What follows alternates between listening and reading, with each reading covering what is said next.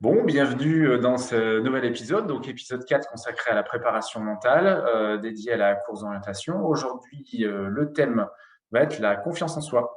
Cette fameuse habileté mentale qui fait que on peut passer au travers complètement d'un défi, juste parce que on pense qu'on n'a pas les moyens de le faire. Alors, je vais vraiment revenir sur la définition elle-même. Qu'est-ce que la confiance en soi? Euh, c'est la perception que vous avez de vos moyens, capacités à affronter et faire face à un problème donné. Alors derrière, j'utilise volontairement là-dessus, il y a trois mots. Il y a vraiment trois mots sur lesquels je vais insister. La première, c'est une perception.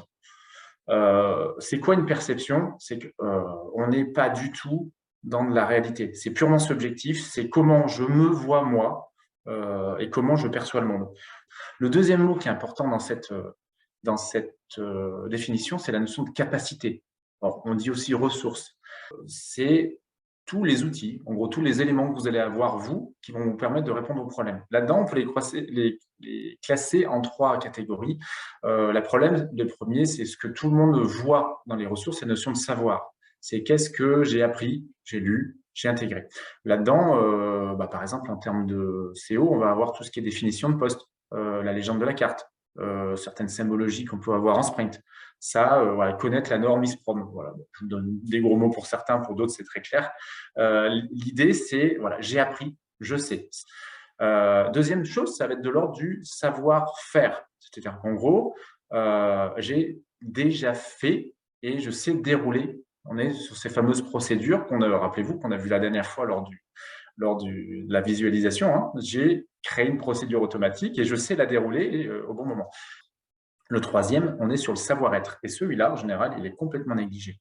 Le savoir-être, c'est j'ai une situation qui arrive et je vais savoir me comporter. Alors, j'insiste sur savoir me comporter dans cette situation-là.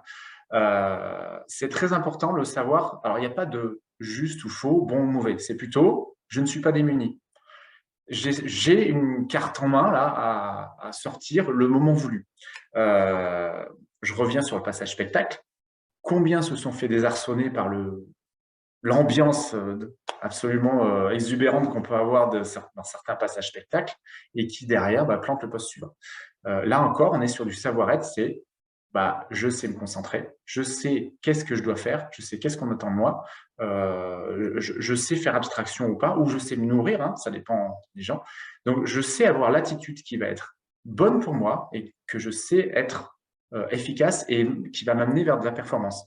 Donc ça, c'est trois types de compétences, d'accord?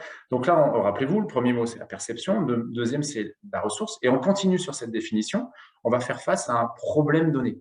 Ce que je voulais vous dire par rapport à cette confiance en soi, c'est qu'on va pouvoir donner deux images sur comment savoir si elle est haute ou si elle est basse, si elle va être nourrissante ou au contraire, elle va être paralysante. La première, c'est la balance. On a, là encore, on parlait de représentation de mes capacités de ressources. J'ai quoi dans ma balance? Et la deuxième, c'est ce que j'imagine devoir mettre à disposition en termes de ressources pour mener à bien le challenge qui est devant moi. Et ça, on n'est que sur des représentations. Ça, c'est la première image. Et la deuxième que je voudrais utiliser, c'est la notion de boîte à outils. Donc, où je vous parlais de ressources, moi, j'aime bien prendre l'exemple, pour ceux qui ont des enfants, de Bob le bricoleur. Bob, est-ce qu'on peut le faire? Oui, on peut. Il a sa boîte, elle est toute petite, il sort toujours des milliers de trucs de dedans. Cette boîte à outils, c'est vos ressources, c'est vos capacités. C'est ce qui vous permet d'affronter le monde.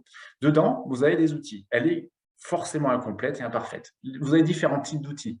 Et dedans, alors, il faut savoir déjà où sont vos outils, ce que vous avez dedans, est-ce que vous savez le mode d'emploi, vous savez vous en servir, et est-ce qu'ils sont en bon état de marche. On va voir que si on n'a pas tout ça, et déjà, ça va altérer votre confiance. Donc, les conséquences d'une mauvaise confiance en soi, typiquement, des émotions désagréables, j'en ai parlé, le stress, la peur, la colère, et on peut avoir des états aussi un peu de dépression. C'est le pire de tout, hein. la mélancolie de je suis pas fait pour ça, j'y arriverai pas, enfin, ce genre d'émotions vraiment, vraiment désagréables. Et derrière, le côté estime de soi qui rabaisse, je suis nul, je suis pas fait pour ça, je vois les autres, ils y arrivent, moi, j'y arrive pas. C'est juste qu'on n'a pas on n'a pas pris le temps de construire ces outils-là, quoi. Alors, je vais conclure ce chapitre sur la confiance en soi pour dire que un système de confiance en soi qui est sain dépend de deux choses, dépend du contexte et dépend du niveau de préparation qu'on a mis pour aller vers le challenge en question. Si vous voyez quelqu'un qui a toujours le même niveau de confiance en soi, quel que soit le contexte, il y a un truc pas net.